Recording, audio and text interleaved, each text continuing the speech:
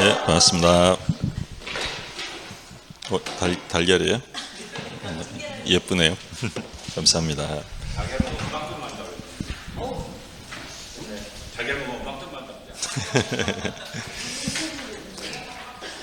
자, 오늘은 저당권부터 들어갈 차례죠? 자, 1번은 뭐 간단한 문제죠. 저당권의 객체가 될 수 없는 것인데요. 전세권, 지상권은 저당권 설정 대상이 될 수 있고, 답은 뭐 4번이죠. 그러니까 저당권은 부동산 일부에는 설정될 수 없다. 그러니까 용익물권과는 다르다라고 했고, 또 하나 이제 조심하실 점은 저당권 객체가 될 수 없는 건 이제 지역권. 그러니까 지역권의 경우에도 다른 권리의 목적으로 할 수 없기 때문에 저당권 설정 대상이 될 수 없습니다. 답은 4번이고, 그 다음에 18번. 자, 피담보 채권 범위에 속하지 않는 것은, 그러니까 담보되는 채권은 5가지였어요. 원본, 이자, 위약금, 지연배상 1년분, 실행비용. 그러면 이제 아닌 거 찾으면 보존비용은 담보될 수 없고, 자, 그리고 또 하자로 인한 손해배상 담보될 수 없고요. 답은 2번.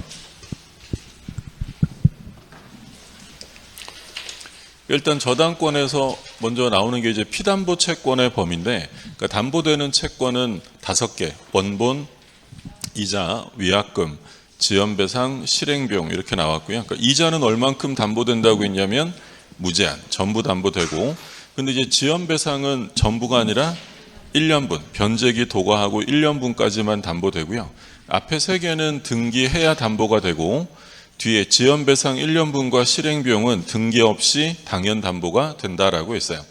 그럼 좀 전에 나온 것처럼 담보되지 않는 것으로 나오는 건 거의 뭐 저당물의 보존비용이나 저당물 하자로 인한 손해배상은 담보되는 채권이 아니다. 왜 그렇다고 했냐면 저당권의 경우에는 목적물을 점유하는 사람이 저당권자가 아니라 저당권 설정자가 점유하잖아요. 그러니까 저당권자가 보존비용이나 이런 거 썼을 리가 없다. 이런 것들은 담보될 수 없으니까 5가지 꼭 기억해 두셔야 되고, 같이 봤던 게 이제 목적물의 범위가 있었어요.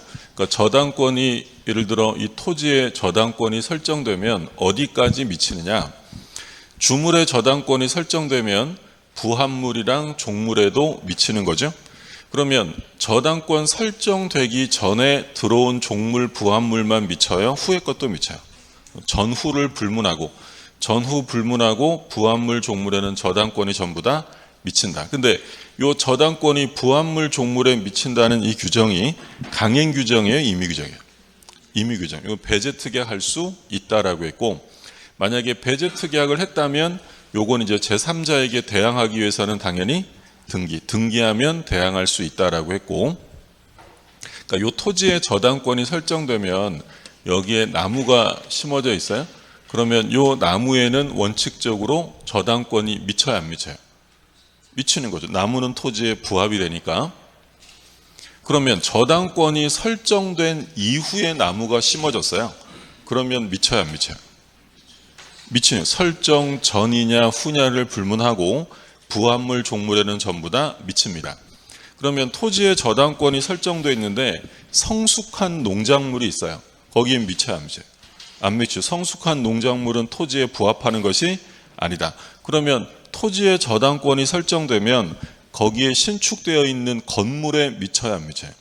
안 미치죠. 토지와 건물은 하나가 아니라 별개니까, 그러니까 독립된 것에는 미치지 않는 거고, 그럼 이와 같은 법리가 유추 적용되어서 주된 권리의 저당권이 설정되면 종된 권리에도 미친다라고 했죠. 그래서 우리가 많이 봤던 거, 타인 토지 위의 건물에 저당권이 설정됐다. 그럼 타인 토지 위의 건물이라는 것은 남의 땅에 있는 건물이잖아요. 그럼 뭐가 설정돼 있어야 돼? 지상권이나 토지임차권. 그러면 이 저당권은 건물뿐만 아니라 지상권이나 토지임차권에도 미치는 거죠. 그래서 이 건물을 경락받으면 경락인은 건물뿐 아니라 모두 취득하는 거예요. 지상권. 등기해야 취득해요? 등기 없이 취득해요? 경매로 넘어가는 건 등기 없이 취득한다라고 했고, 또 집합건물법상 전유 부분에 저당권이 설정됐다라고 써 있으면 어디에도 미치는 거예요? 전유 부분의 종된 권리인 대지사용권. 대지사용권. 전유 부분 저당권 써 있으면 뒤에 대지사용권 찾으셔야 되고, 그러면 이 목적물로부터 발생하는 과실이 있는데요. 과실에는 저당권이 미쳐야 안 미쳐요? 안 미치죠. 그렇죠? 원칙은 안 미쳐. 왜? 누가 점유하고 있으니까. 설정자가 점유하는 거니까 과실에는 미치지 않는데, 근데 언제부터 미친다고 했냐면 저당 부동산이 압류된 후에 발생하는 과실에는 미친다. 근데 이제 시험에서는 법조문 그대로 과실이라고 쓰는 경우도 있지만 보통은 가장 대표적인 과실이 뭐였어요? 차임 채권 나오면 차임 채권 써 있으면 압류 후냐 전이냐 요거 확인하시면 되고, 그럼 이제 마저 보시면 요 얘기죠. 담보되는 건 원본, 이자, 위약금, 그리고 변제기를 경과한 1년분의 지연배상, 실행비용 요 5가지가 미치는 거고요. 그러면 자 19번. 자 19번은 시험에 나왔던 건데 살짝 변형이 된 거예요. 22년 1월 1일 을에게 1억 원을 대여하고 을 소유 토지의 저당권 취득하면서 변제기는 12월 31일, 이자는 5%야? 그러면 몇 년간 돈 빌려 쓰기로 한 거야? 변제기는 2년이죠. 2년. 그렇죠? 22년 1월부터 31일까지 23년 12월 31일이니까 이자는 매달 지급하기로 했는데 얘가 이자를 한 번도 안 줬대. 그래서 25년 7월 1일 저당권 실행을 위한 경매가 실행됩니다. 그럼 얘가 이제 배당받아 갈 금액, 우선 변제 받는 금액이 얼마냐 이걸 묻는 거죠. 원본이 얼마야? 1억. 자, 그러면 이제 담보되는 건 이자는 얼만큼 담보돼요? 전부니까 얼마야? 2년치 이자니까 1,000만 원. 5%니까 500만 원 더하기 500만. 그럼 여기 1,000만 원. 여기서 1,000만 원 나오고, 자, 그리고 이제 지연배상은 무제한이 아니라 얼마까지요? 1년분. 그러면 얼마 더하면 돼? 500. 그럼 합치면 1억 1,500. 그렇죠? 그러니까 이자는 변제기까지의 이자니까 전부 다 담보가 되는 거고, 변제기를 넘으면 이제 일반 이자가 아니라 지연배상. 여기는 1년분까지만 담보됩니다. 우리 이제 시험에서는 요게 이제 2022년 12월 31일 이렇게 나왔어요. 그러면 22년이라고 돼 있으면 얼마가 담보되는 거야? 1억 1,500만 원 빠지는 거고. 그러니까 변제기는 몇 년이냐와 상관없이 전부 다 담보되는 거예요. 그럼 만약에 여기에 변제기가 24년 12월 31일이면 얼마가 담보되는 거야? 여기도 500만 원만 더 하면 되는 거 아니에요? 3년 치니까 1,500에 지연이자 500. 예. 당황하지 마시고. 이자는 무제한인데 여기서 무제한이라는 것은 변제기까지의 이자를 말하는 거예요. 그럼 변제기는 뭐 2년이든 3년이든 4년이든 약속된 변제기까지는 이자가 싹 다 담보되고, 변제기 넘어가면 이제 뭐가 되는 거야? 지연배상, 지연이자니까 얘는 무제한이 아니라 1년분까지만 담보된다. 자, 20번 틀린 것입니다. 피담보 채권의 채권자가 아닌 제3자가 저당권자가 될 수 있는 경우도 있죠. 그러니까 원래는 저당권자와 채권자가 달라도 돼요? 같아야 돼. 원칙은. 같아야죠. 이게 부종성이잖아요. 근데 예외적으로 채권자가 아닌 제3자명의 저당권이 유효할 수도 있다. 그러려면 3자 간에 뭐가 있어야 된다 그랬어요? 합의. 3자 간에 합의가 있으면 이때는 3자명의 저당권이 설정될 수도 있다라고 했고, 자, 2번 위약금은 저당권에 의해 담보될 수 있고요. 3번 근저당권 설정자인 종전 소유자는 근저당권자에게 피담보 채무 소멸을 이유로 하여 근저당 등기의 말소를 청구할 수 없다. OX 할 수 있죠. 그러니까 이건 우리가 앞에서 등기 청구권 할 때 공부한 거죠. 소유자가 바뀌었다면 이 변제된 근저당권의 말소를 현재 소유자만 구할 수 있는 거예요? 전 소유자도 하는 거예요? 전 소유자도 할 수 있다라고 했던 거고, 물론 이제 현재 소유자가 말소를 구하면 그 등기 청구권의 성질은 물권적이겠죠. 소유자가 하는 거니까. 근데 전 소유자가 말소를 구할 수 있는데 얘가 말소를 구할 때는 성질은 당연히 물권적이겠어요? 채권적이에요. 소유자가 아니니까 성질은 채권적이다라고 했던 거. 그 다음에 4번. 건물 소유를 목적으로 토지를 임차한 사람이 그 건물의 저당권을 설정했어요. 그럼 저당권은 당연히 건물뿐만 아니라 어디에도 미친다? 토지 임차권에도 미친다. 종된 권리에 미치는 거고. 자, 5번. 저당권은 채무 불이행으로 인한 손해배상도 담보하는데 지연배상에 대해서는 전부가 아니라 원본의 이행기를 경과한 후 변제기 지난 후에 1년분까지만 담보되죠. 자, 21번.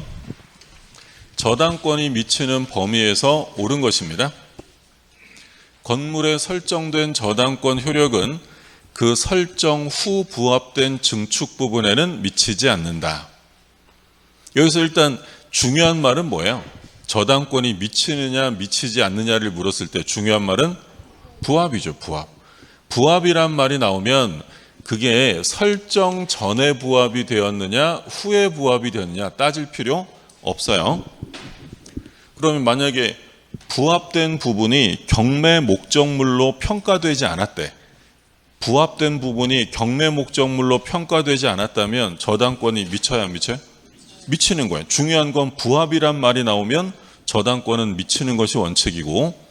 자, 2번.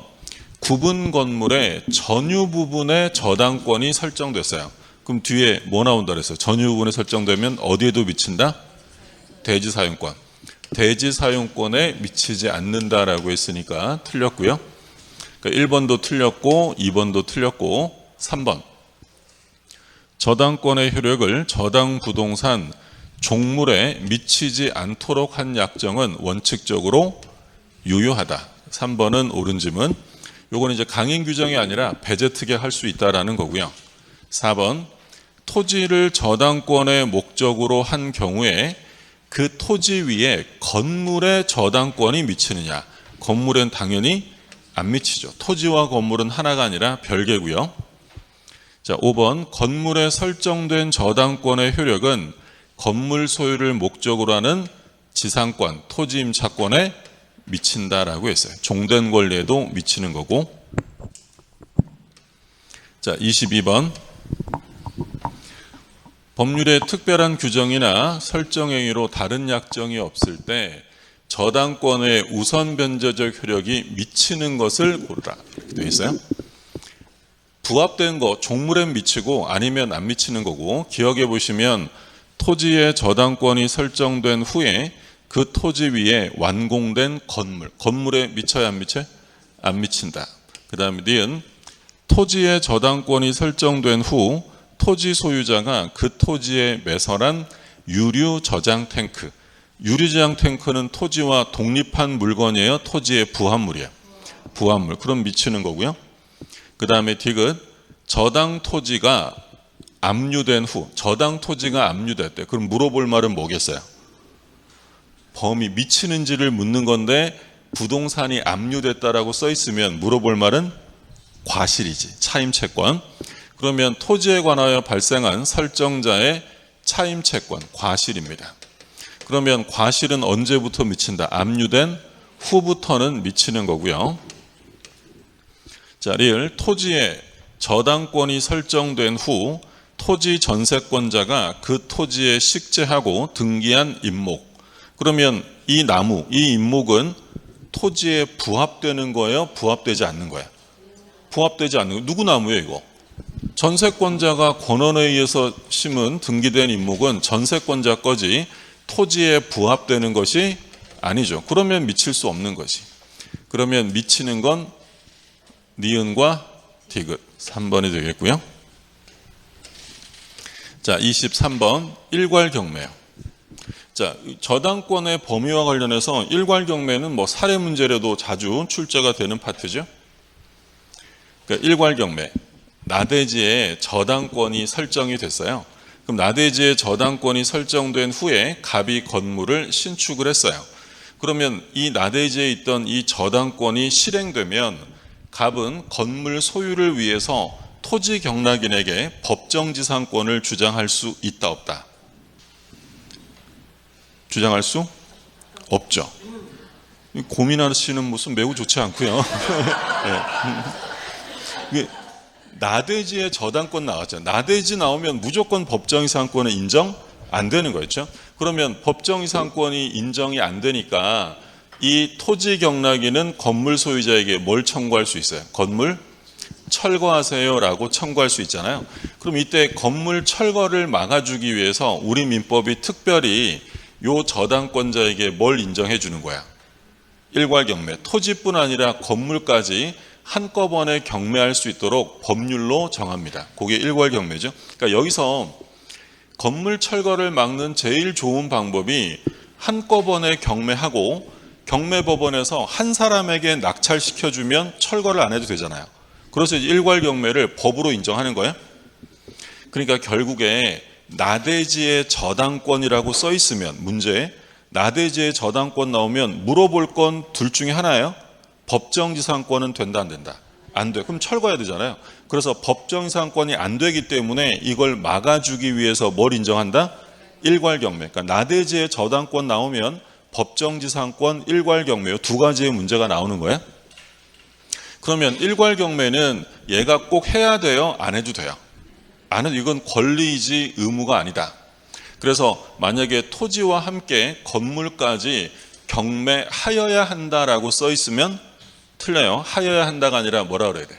할 수 있다라고 해야지 뭐 같이 일괄경매를 해야 한다라고 하면 틀려요. 이건 저당권자 마음이에요. 그러면 일괄경매가 인정되려면 제일 첫 번째 요건, 토지의 저당권이 설정될 때 건물이 있어야 돼요? 없어야 돼? 없어야 돼. 일단 일괄경매 요건 첫 번째, 저당권이 설정될 때 나대지였어야 돼. 나대지. 건물이 있으면 안 된다라고 했고, 자, 두 번째 중요한 요건, 일괄경매를 하려면 경매 당시에 건물이 누구 거야 되냐면 저당권 설정자 건물이야겠죠. 만약에 갑이 건물을 지었어도 이 건물을 예를 들어 X에게 팔아서 현재 X가 소유자예요. 그러면 이제는 일괄경매가 될까 안 될까? 안 되겠죠. 이때는 당연한 게 아니 갑에게 돈 빌려주고 저당 잡은 사람이 전혀 다른 X 소유 건물을 경매할 수는 없는 거야. 그러니까 반드시 누구 거야 돼? 갑, 설정자 거. 그러면 만약에 X가 신축을 했어도 이거를 나중에 갑이 샀대. 그럼 갑이 소유하고 있으면 일괄경매가 된다 안 된다? 되는 거야. 그러니까 일괄경매 할 때 반드시 건물 소유자는 저당 잡혔던 애 건물이어야 함께 경매 가능하다. 두 번째 요건, 저당권 설정자 소유의 건물이어야 되고 제3자 건물은 일괄경매 할 수 없어요. 그럼 만약에 용익권자가 신축을 했어요. 그럼 용익권자가 신축했으면 누구 건물이야? 그러면 일괄경매가 안 되겠지. 근데 그걸 나중에 누가 샀대? 설정자가 매수했다면 일괄경매 인정한다라는 거야. 예를 들어서 나대지의 저당권이 설정이 됐어요. 지상권자가 토지를 빌려서 건물을 신축했대. 자, 그럼 지금 이 상황에서는 일괄경매가 돼야 안 돼? 안 돼. 이거 누구 거예요, 지금 건물이? 지상권자 거죠. 그러면 일괄경매는 될 수 없어요. 근데 을이 나중에 매수를 청구해서 땅 주인 갑이 지상권 설정자가 건물을 소유하게 됐다. 자, 그러면 일괄경매 할 수 있다 없다? 있다라는 거야. 그래서 지상권자가 신축을 했어도 나중에 설정자가 매수했다면 일괄경매는 인정된다. 뭐 가장 기본적이지만 가장 많이 출제되는 건 그러면 토지 건물을 함께 경매했다면 얘는 우선 변제를 양쪽으로부터 다 받는 것은 아니고 어디로부터만 돼요? 토지 저당권자니까 건물에서는 우선 변제를 받을 수 없다. 그러니까 여기서 이제 말하고자 하는 건 뭐예요? 이 조항은 아무리 일괄경매를 인정한다고 해도 토지 저당권이 건물에 미치는 것은 아닙니다. 이건 별개이기 때문에 건물에서는 우선 변제를 받을 수 없다. 그래서 일괄경매 나오면 일단 제일 기본적인 요건, 저당권이 설정될 때는 어떤 상태가 된다? 나대지어야 되고, 두 번째는 일괄경매 당시에 건물을 누가 소유하고 있어야 되냐면 저당권 설정자 것이어야만 일괄경매가 되는 거예요. 자, 그럼 보시면 틀린 거예요. 1번, 토지에 대한 저당권 설정자가 건물을 축조하였다면 현재 건물 소유자가 제3자래. 그러면 일괄 경매 된다 안 된다? 안 돼요. 반드시 설정자 건물이어야 합니다. 2번. 일괄 경매 신청은 권리이지 의무가 아니다. 맞고요. 3번. 저당권 설정 당시에 건물 축조가 진행되고 있었고 사회 경제적 관점에서 그 건물이 존재 가치가 있는 경우라면 일괄 경매는 허용되지 않는다. 여기서 말하고자 하는 건 뭐예요? 저당권이 설정될 때 나대지였다는 거예요? 아니었다는 거예요? 아니었다는 거예요. 그럼 일괄 경매는 허용될 수 없다. 4번.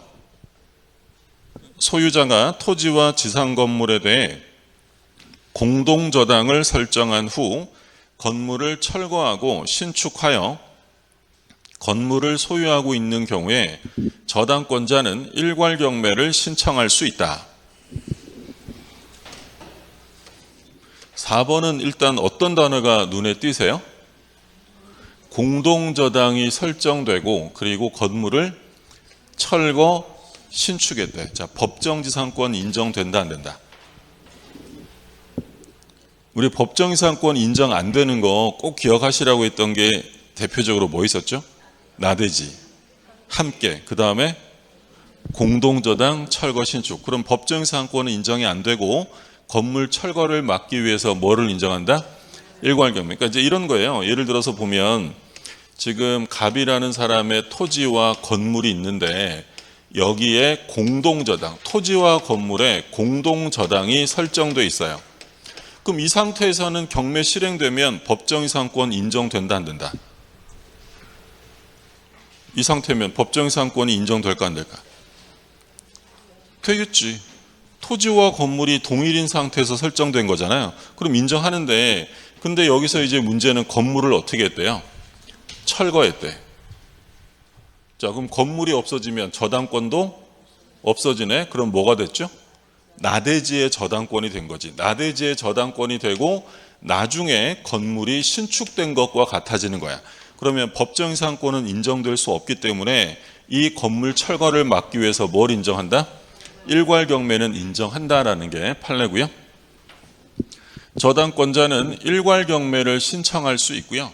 만약에 토지만 경매를 해도 얘가 만약에 우선 변제를 다 받을 수 있대. 토지만 경매해도 빌려준 돈은 다 받을 수 있다면 일괄 경매는 금지돼요. 그래도 할 수 있는 거야. 할 수 있다. 선택할 수 있는 거고. 자, 우선 변제는 어디로부터만 되냐면 토지에서만 되고요. 건물에서는 우선 변제를 받을 수 없다. 토지로부터만 됩니다. 틀린 지문은 1번이었고요.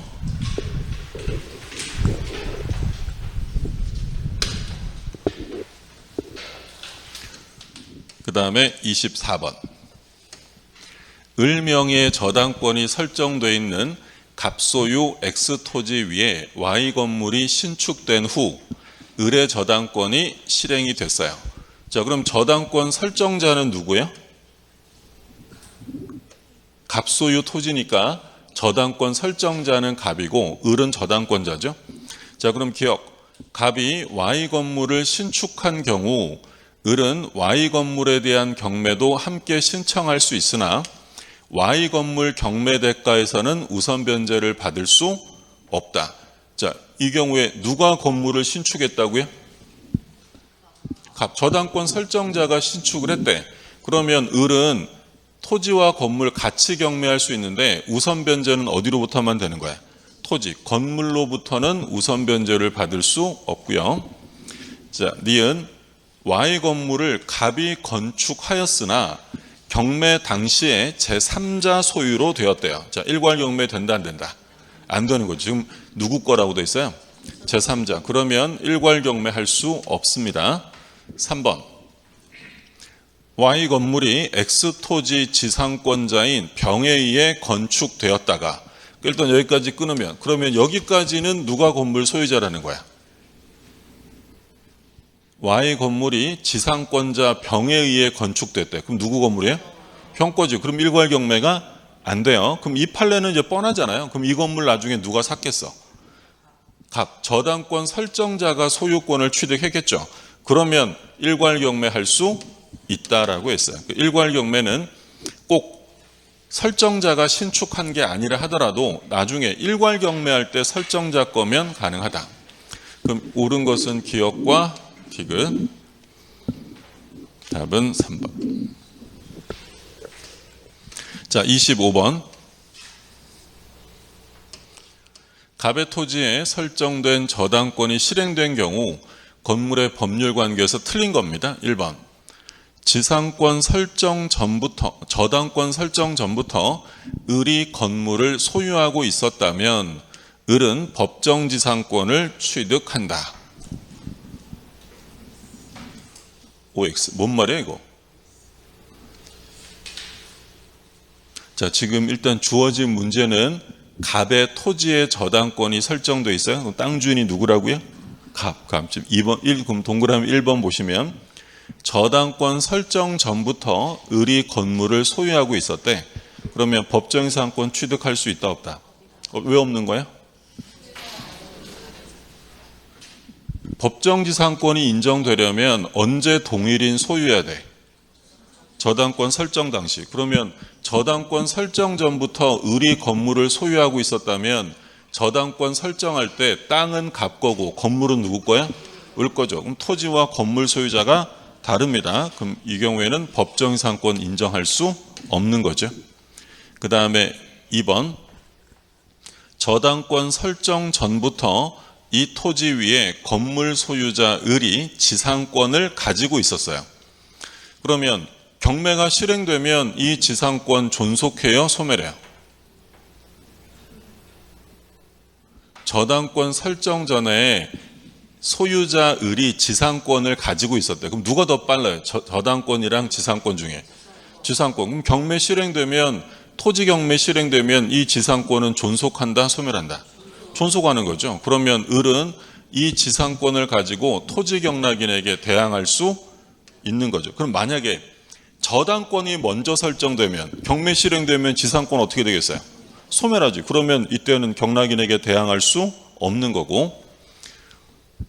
3번 보세요. 저당권 설정 후에 을이 지상권을 취득하고 건축했어요.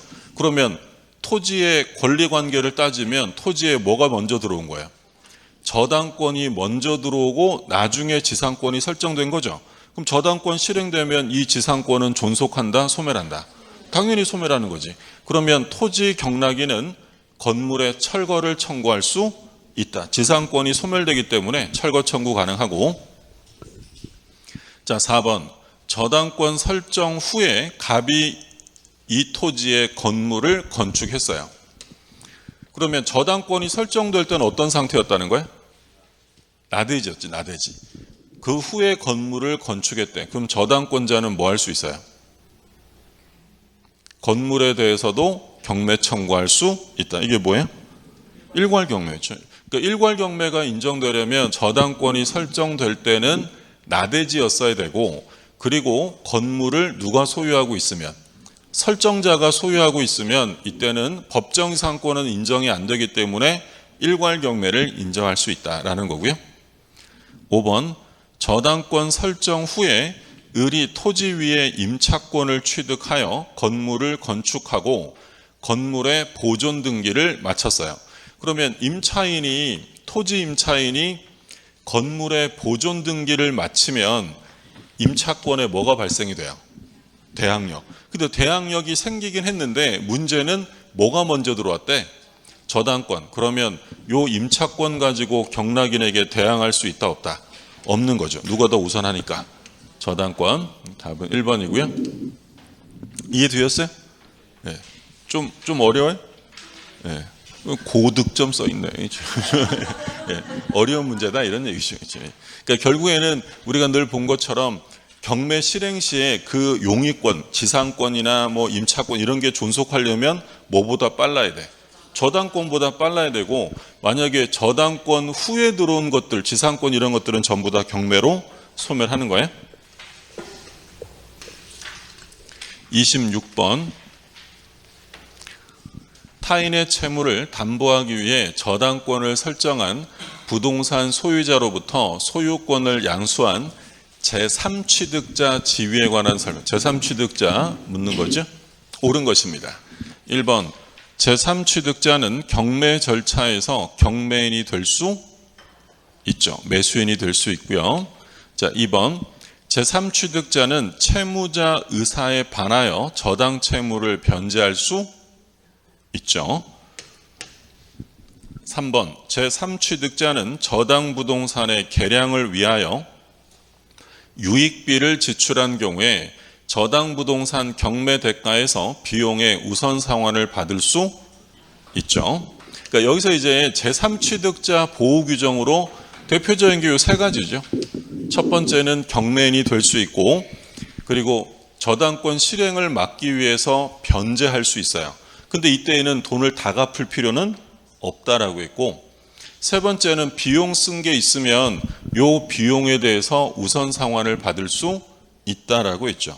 그러니까 일단 제3취득자란 누구를 제3취득자라고 불렀냐면 저당권이 설정된 후에 소유권, 지상권, 전세권을 취득한 사람이에요. 그럼 제3취득자의 공통점은 저당권이 먼저 들어왔고 뒤에 취득을 했고, 얘네들은 그 목적 부동산을 사용할 권리가 있어요, 없어요? 있죠. 그런 사람이에요. 그러면 비교되었던 건 후순위 저당권자. 후순위 저당권자는 제3취득자예요? 제3취득자가 아니에요? 아니죠. 얘는 사용할 권리가 없으니까 얘는 제3취득자에 해당하지 않아요. 그러면 갑이 을에게 돈을 빌려주고 저당권을 설정했어요. 근데 이제 이 저당 부동산을 병이 샀대. 그러면 얘는 저당권이 설정된 후에 소유권을 취득한 거고, 그러니까 저당 달린 건물을 산 거고요. 또는 저당권이 설정된 후에 지상권이나 전세권을 취득한 사람, 다 제3취득자예요. 근데 이 제3취득자들의 공통적인 운명이 뭐였냐면 이 저당권, 경매가 실행되면 얘네들의 권리는 존속해요, 소멸하는 거예요? 경매가 실행되면 소유권은 누구한테 넘어가요? 경락인에게. 그러면 저당권 뒤에 들어온 지상권, 전세권 존속해요, 소멸해? 소멸. 그러면 얘네들의 공통적인 운명은 저당권이 실행되면 얘네들의 권리는 전부 다 소멸되는 거예요. 그러니까 얘들의 지위는 매우 불안정한 거죠. 그럼 불안정한 이 제3취득자를 보호하기 위해서 우리 민법이 세 가지 규정을 둔 거예요. 계속 사용하고 싶으면 경매 참가해서 뭐 하라고요? 경락 받으시라고. 경매인, 매수인이 될 수 있는 권리를 인정한다. 두 번째는 저당권 실행을 막아버리면 되잖아요. 그러면 경매가 안 될 테니까. 그럼 저당권 실행을 막으려면 어떻게 해야 돼? 돈을 갚아야지. 대신 갚으면 돼. 대의변제. 근데 채무자가 야, 네가 뭔데 내 돈 갚아? 갚지 마 라고 채무자가 반대합니다. 그러면 변제 못해 할 수 있어요. 그래도 할 수 있다라고 했고, 자, 근데 이 제3취득자 보호 규정으로 둔 대의변제 규정은 어떤 의미를 갖는 거냐면 전액을 변제하는 게 아니었어요. 만약에 보통 저당권이면 얼마까지 갚으면 돼? 피담보 채권, 담보된 채권까지만 변제하면 돼요. 그럼 피담보 채권이면 뭘 말하는 거야? 원본, 이자, 위약금, 지연배상. 아까 우리 피담보 채권 여기 써갖고 봤잖아요. 5개. 원본, 이자, 위약금, 지연배상, 1년분 실행비용. 그러니까 얘는 전부가 아니라 지연배상은 1년분까지만 갚으면 돼요. 그럼 만약에 채무자가 돈 갚을 때는 담보된 채권을 변제하고 말소를 구한다 이러면 틀려요. 피담보 채권이 아니라 얼마 갚아야 돼요? 채무자는 전액을 변제해야지. 예를 들어 변제기 도과하고 3년이 경과했으면 3년치 지연이자를 다 물어내야 돼요. 근데 제3취득자는 좀 불쌍한 애니까 보호해 주겠다. 그래서 얘는 담보된 채권만 변제하면 되고요. 근저당이면 얼마까지 갚으면 되는 거예요? 최고액까지만 변제하면 되지. 그럼 근저당과도 똑같은 얘기 나오잖아요. 채무자가 변제할 때는 얼마 갚아야 돼요? 전액 변제, 전액 변제. 그럼 얘 좀 보세요. 얘 후순위 근저당권자. 후순위 저당권자가 선순위 저당권을 소멸시키려고 합니다. 그러면 얘는 담보된 채권이나 최고액만 갚으면 돼요? 전액 변제해야 돼? 얘는 전액 변제입니다. 얘는 뭐가 아니니까. 제3취득자가 아니기 때문에 최고액만 변제하고 말소를 구할 수 있다라고 하면 틀리는 거예요. 그 후순위 근저당권자는 제3취득자가 아니기 때문에 이런 보호 규정이 적용되는 게 아니다라고 했고, 자, 그러면 경락을 받으시던가 돈을 대신 갚으시던가 요 두 가지는 병에게 돈이 있을 때는 쓸 수 있겠지만 돈이 없으면 못 하잖아요. 그럼 어쩔 수 없지, 뭐 경매로 넘어갑니다. 그러면 마지막으로 보호하는 규정이 뭐였냐면, 얘가 제3취득자로 점유하던 도중에 목적물에 비용 쓴 게 있어요. 필요비나 유익비. 그러면 이 비용이라도 아주 빠르게 배당해 주는 거죠. 그게 바로 비용의 우선 상환이다라고 했어요. 그래서 우리가 저당권 실행됐을 때 배당 순서 공부할 때 경매 실행되면 제일 먼저 나가는 배당되는 게 뭐야? 실행비용. 실행비용 다음이 뭐야? 제3취득자의 비용. 그 다음이 뭐야?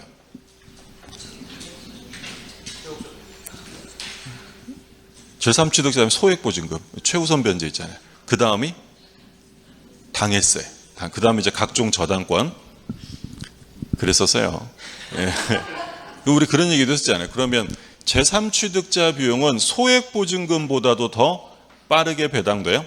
예전에 우리 그런 거 나왔었는데, 소액보증금의 최우선 변제는 각종 조세에 우선하여 배당된다. OX.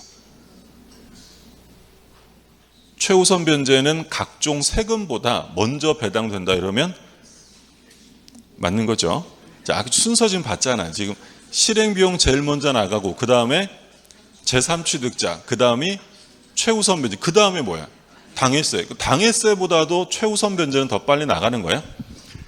비용의 우선상. 근데 이와 관련해서 이제 최신 판례 꼭 기억하시라고 한 게 뭐였냐면, 요 비용이라는 것은 우선 상환 받는 게 어떤 방식으로 받는 거였냐면, 경매 참가해서 배당 요구를 해서 순위에 따라 배당을 받는 거야.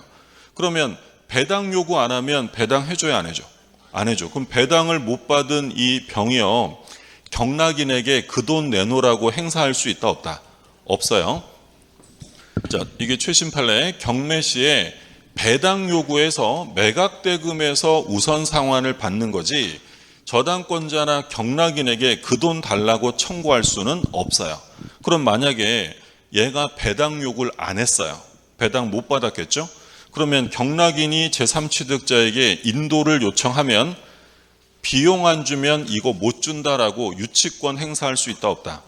없다. 이게 꼭 기억하실 점. 그러니까 유치권을 행사할 수 없는 건 얘는 채권 자체가 없는 거야. 얘는 돈 받으려면 오로지 어디 가서 받으라고요?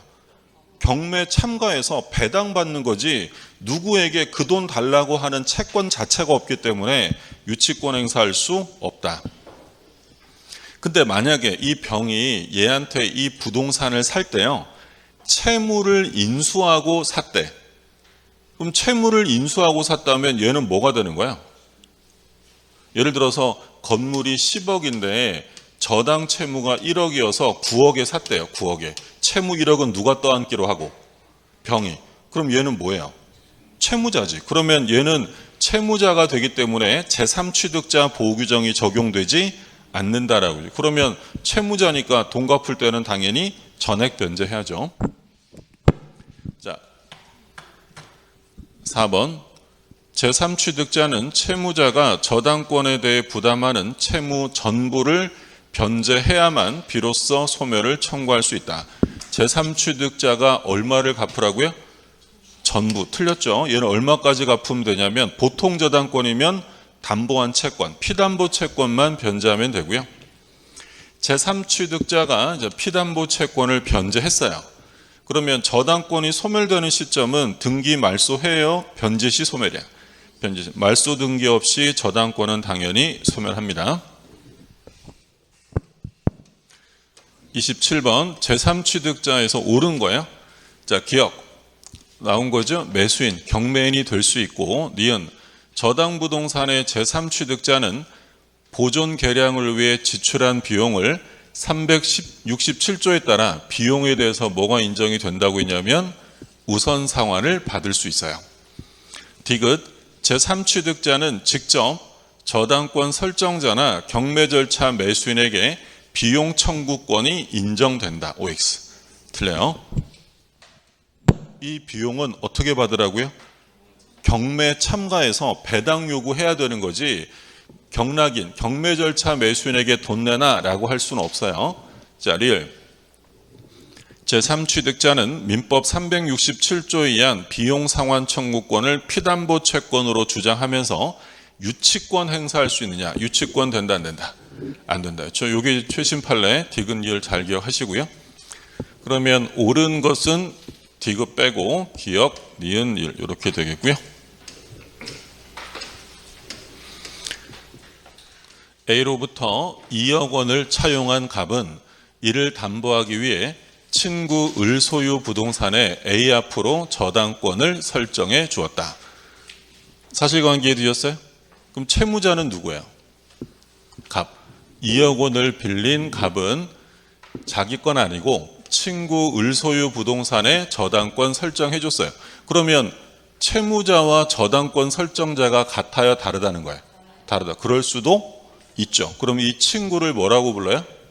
물상보증인 이렇게 부르겠죠. 틀린 것입니다. 1번.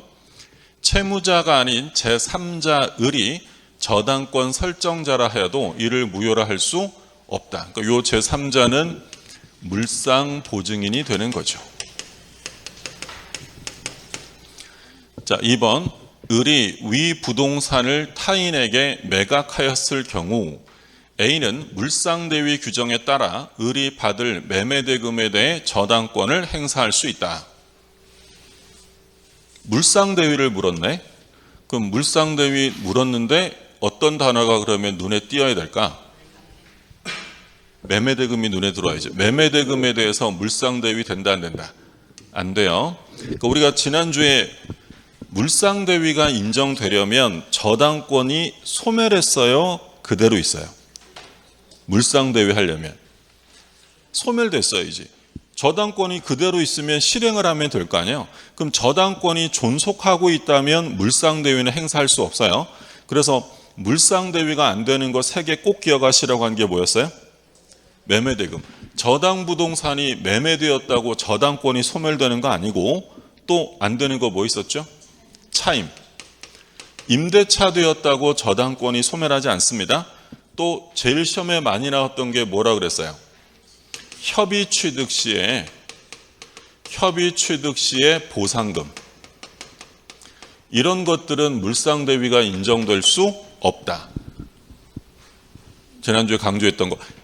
수용됐어요. 재결 수용되면 저당권이 존속해요? 소멸해요?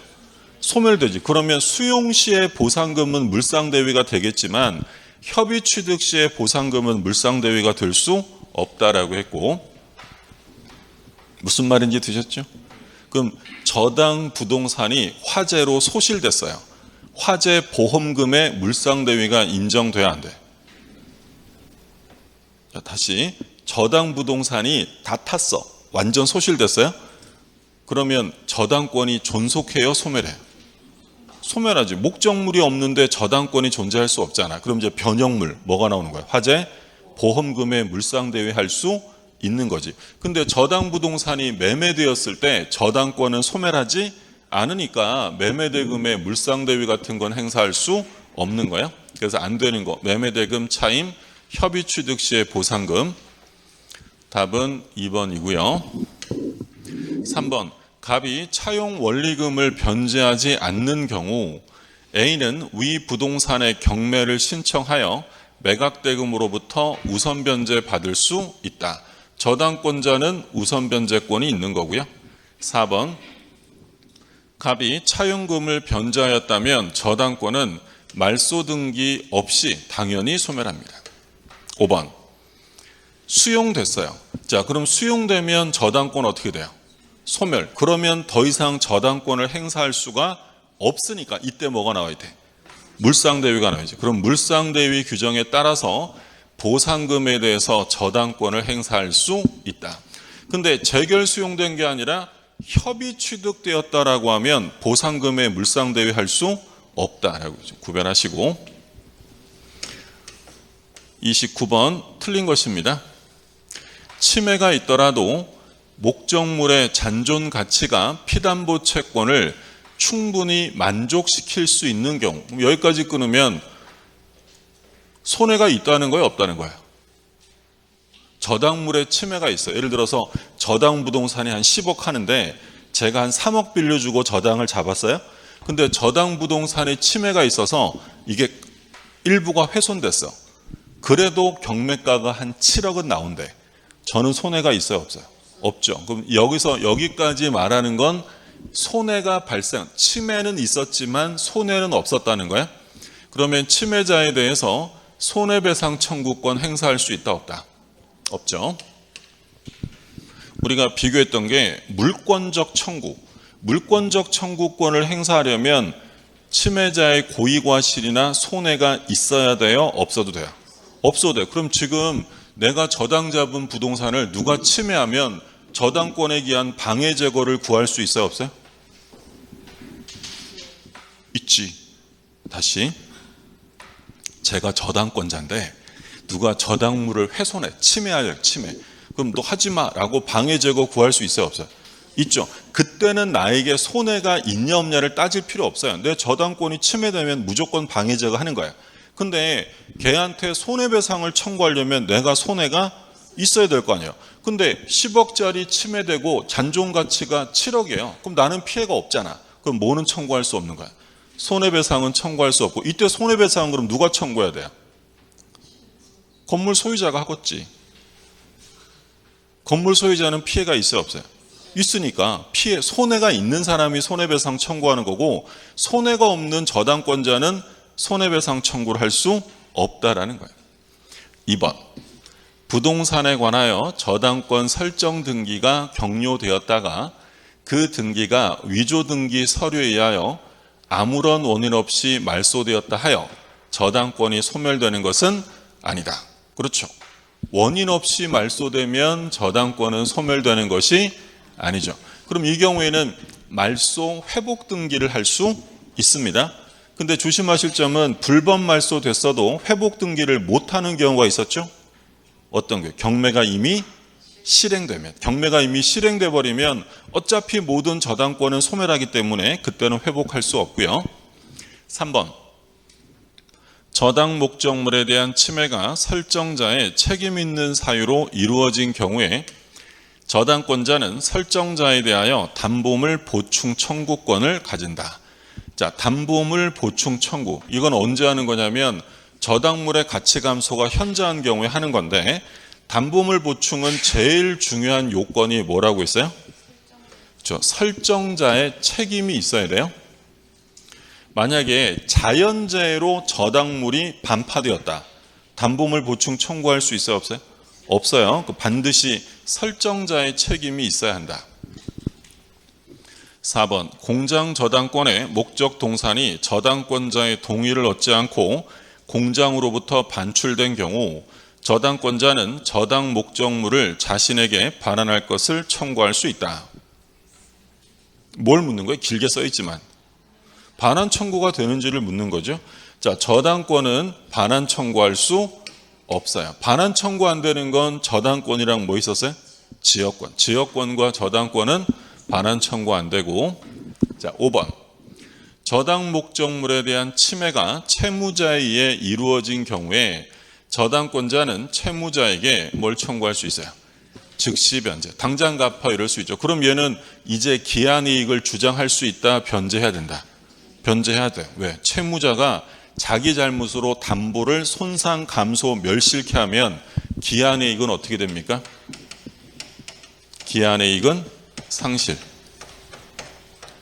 우리 기한이익 상실 사유 공부했었죠?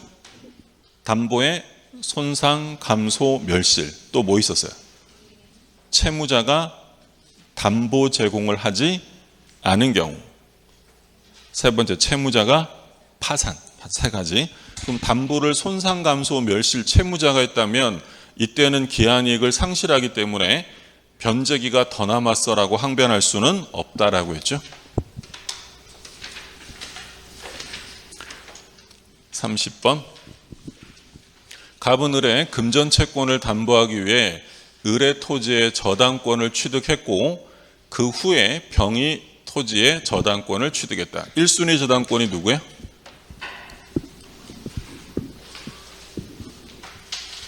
자, 지금 세 사람밖에 안 나왔어요. 있죠? 그러면 일단 소유자는 누구라고 써 있어요? 을의 X토지라고 써 있잖아. 그러면 을의 부동산이 을의 부동산. 그럼 저당권이 2명 나왔네. 그럼 병이 빨라요? 갑이 빨라? 순서대로 갑이 먼저일 거 아니에요? 그럼 갑저당. 갑저당, 그 다음에 후순위로 병저당. 이렇게 좀 돼 있다는 거예요. 그러면 1번 기억. 갑명의의 저당권 등기가 불법 말소됐어요. 그러면 갑의 저당권은 소멸한다, 소멸하지 않는다? 불법 말소니까 소멸하지 않는 거예요. 그럼 이제 무슨 등기하면 돼? 말소? 회복 등기하면 되죠. 그런데 니은 보세요. 갑명의의 저당권 등기가 불법 말소된 후 병의 경매 신청으로 X토지가 제3자에게 매각됐어요. 그러면 이 갑의 저당권 등기는 회복될 수 있다, 없다? 없어요. 경매가 이미 실행되면 회복 등기 못한다라고 했고, 디귿. 을이 갑에게 이행기에 피담보 채무 전부를 변제하면 갑명의 저당권은 말소 등기하지 않아도 소멸입니다. 자, 리을. 만약 갑명의의 저당권 등기가 무효였대요. 그러면 갑과 을은 갑명의 저당권 등기를 다른 채권 담보를 위한 저당권 등기로 유용할 수 있다. 이게 뭐 묻는 거죠? 자, 지금 등기가 무효래. 근데 이 갑이랑 을이 이 무효인 저당권 등기를 다시 다른 채권 담보를 위한 등기로 유용할 수 있대. 그럼 줄여서 말하면 뭐 하겠다는 거야? 무효 등기를 유용하겠다는 거죠. 된다, 안 된다? 왜 안 돼요? 누가 있어? 병. 안 되죠. 우리가 무효등기 유용하면 세 가지 기억하시라 그랬어요. 무효등기 유용은 첫 번째, 소구표가 있다, 없다? 없어. 유용하면 처음부터 유용이 아니라 지금부터고, 자, 두 번째, 누가 있으면 안 된다? 후순, 이해관계인이 있으면 유용은 허용될 수 없고, 세 번째로 절대로 유용이 안 되는 거. 멸실 건물 등기를 신축 건물 등기로 유용할 수는 없다라고 했죠. 그래서 그 얘기 하는 거고. 그러면 옳은 지문은 디귿 하나네요. 자, 31번 저당권의 소멸 원인이 아닌 것은, 자, 목적물의 멸실, 채권이 소멸. 채권이 소멸되면 저당권은 무조건 소멸이고요. 3번은 뭐 했대요?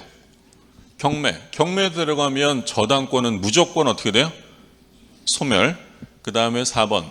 지상권을 목적으로 제3자에게 저당권이 설정된 후. 그러니까 저당권이 뭘 저당 잡았다고요, 지금? 지상권. 자, 그런데 소유자가 지상권을 취득했대. 그럼 지상권과 소유자가 한 사람이 된 거죠. 그러면 원래 지상권은 어떻게 돼야 돼? 소유자랑 지상권자가 같은 사람이 돼버리면 지상권은 혼동으로 소멸하죠. 그럼 혼동으로 소멸하면 누가 피해보게 생겼어요? 저당권자. 그러면 이때는 혼동으로 소멸한다, 소멸하지 않는다? 소멸하지 않지. 그러니까 저당권도 소멸하지 않습니다. 4번. 이거 우리가 혼동할 때 본 거고요. 자, 5번. 저당권자가 자신 또는 제3자 이익을 위해 존속시킬 필요가 없는 저당권의 목적물에 대한 소유권을 취득했어요. 그러면 이 저당권은 어떻게 된다는 거야? 독해가 잘 안 돼요? 4번과 5번은 혼동해서 봤던 거야. 그러니까 우리가 혼동 공부할 때 원칙적으로 한 사람에게, 동일인에게 소유권과 다른 물건이 귀속되면 소유권만 남고 나머지는 어떻게 돼요? 소멸. 그걸 뭐라고 불렀어요? 혼동. 근데 혼동으로 소멸되는 걸 막아주는 경우가 두 가지 있었어요. 첫 번째, 제3자를 위해서. 혼동으로 소멸할 권리가 제3자 권리의 목적이면 소멸하지 않는다. 이게 지금 4번이잖아요. 원래 지상권은 소유자랑 겹쳐지면 없어져야 되는데 이 소멸할 권리가 제3자 권리의 목적이니까 이건 혼동으로 소멸한다, 소멸하지 않는다. 소멸하지 않으니까 저당권도 소멸하지 않는 거예요.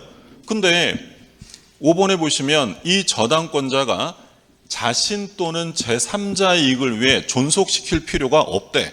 그러면 이 저당권이 제3자 권리의 목적이라는 거야, 아니라는 거야? 아니라는 거지. 그리고 자신을 위해서도 존속시켜줄 필요가 없대. 그럼 자기보다 후순위가 있다는 거야, 없다는 거야? 없다는 거지. 그럼 어떻게 돼? 원칙대로 소멸하는 거지, 그렇죠? 이때는 소멸한다. 이해되셨어요? 네. 답은 4번. 자, 공동저당은 좀 쉬었다가 보시죠.